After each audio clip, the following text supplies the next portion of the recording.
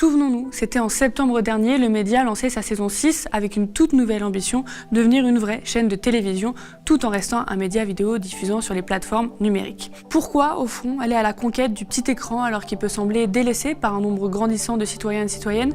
D'abord parce qu'il demeure un canal de diffusion majoritaire. Plus de 57 millions de Français sont équipés d'un téléviseur, plus de 40 millions reçoivent la télé par ADSL, câble ou fibre optique, et plus de 8 millions par satellite. En moyenne, 44 millions d'entre eux regardent leur petit écran chaque jour. Je sais pas si on a le droit de dire singe parce que on n'a plus le droit de dire les... On dit quoi, les petits soldats maintenant, c'est ça? La violence dans notre société est liée à une immigration qui n'est pas intégrée. Les milliardaires ne s'y sont pas trompés et ont surinvesti ce champ de bataille idéologique. Patrick Drahi avec le groupe BFM, Martin Bouygues avec TF1 LCI, Vincent Bolloré avec Canal+, CNews, C8.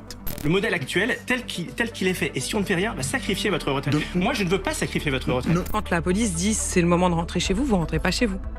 Bah non, nous on rentre pas chez nous. Pourquoi vous le faites pas? Cet activisme n'est pas absurde. Les chaînes d'infos font l'agenda, nourrissent les réseaux sociaux, orientent les débats publics. Le média veut aller sur leur terrain pour y proposer une autre hiérarchie de l'information.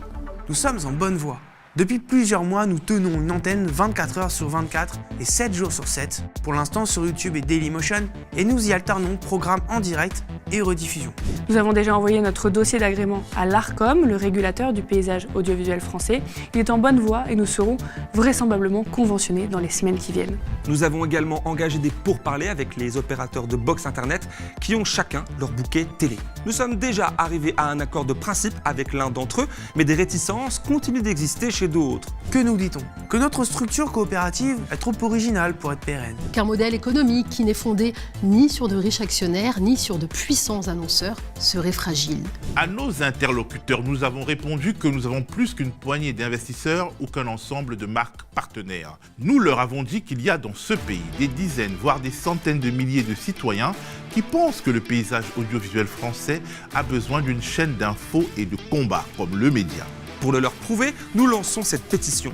Signez-la pour appuyer notre dossier partout où le besoin s'en fait sentir. Signez-la pour montrer que vous nous attendez à la télé. Signez-la pour dire qu'un paysage audiovisuel français ultra dominé par les intérêts des dominants est un problème démocratique. Bref, signez-la pour affirmer que le média n'est pas seul et peut compter sur vous. Aujourd'hui sur son site internet et sur les plateformes numériques, demain sur les box, les téléconnectés et pourquoi pas la TNT. Ils ont des milliards, nous sommes des millions, nous méritons notre chaîne de télévision.